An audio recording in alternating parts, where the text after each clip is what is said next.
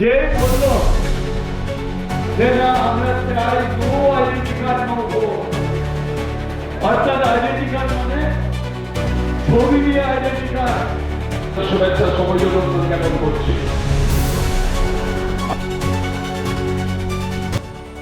জেলা যুব তৃণমূলের ডাকে 21শে জুলাইয়ের প্রস্তুতি সভা চলাকালীন ভরা মঞ্চে একে অপরের দিকে আঙুল উঁচিয়ে তর্কাতর্কিতে জড়িয়ে পড়লেন বর্ষিয়ান বিধায়ক এবং জেলা তৃণমূল মুখপাত্র।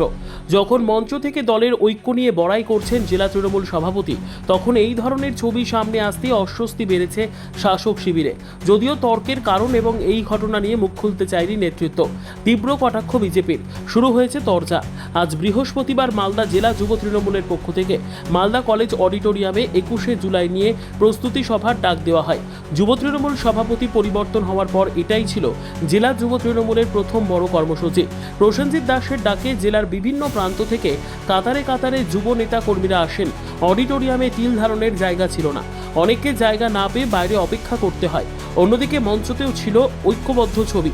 জেলা তৃণমূল সভাপতি আব্দুর রহিম বক্সি, চেয়ারম্যান চৈতালি সরকার, রাজ্যসভার সাংসদ মৌসম নূর, ইংরেজবাজার পৌরসভার চেয়ারম্যান কৃষ্ণেন্দু নারায়ণ চৌধুরী, মানিকচকের বিধায়ক সাবিত্রী মিত্র সহ জেলা তৃণমূলের সমস্ত শীর্ষ নেতৃত্বরা উপস্থিত ছিলেন এদিন।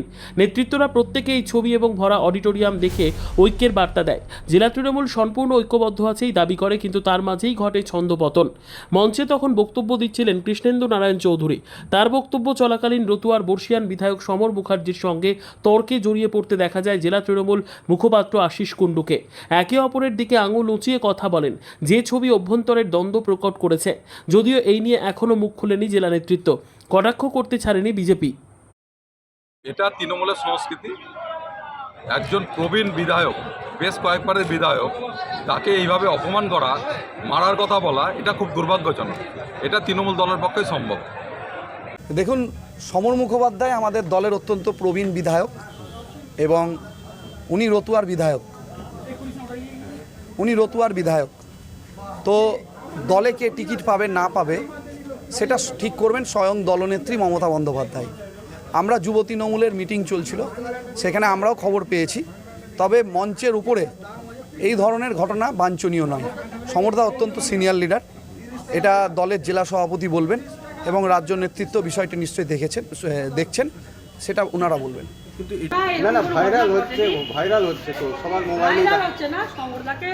সমরদা ওর সাথে একই বলছে, ওই একই না বলছি যে বললেন যে টিকিট নিয়ে যে কোনো মানে ওর খাস জমি হয়ে গেছে, টিকিট পাবে না, ধরে নিচ্ছে দেখে ওটাই উনি বলছেন। বয়স হয়ে যাচ্ছে, উনি যা বলছেন কি এরকম কোনো খারাপ কিছু নয়।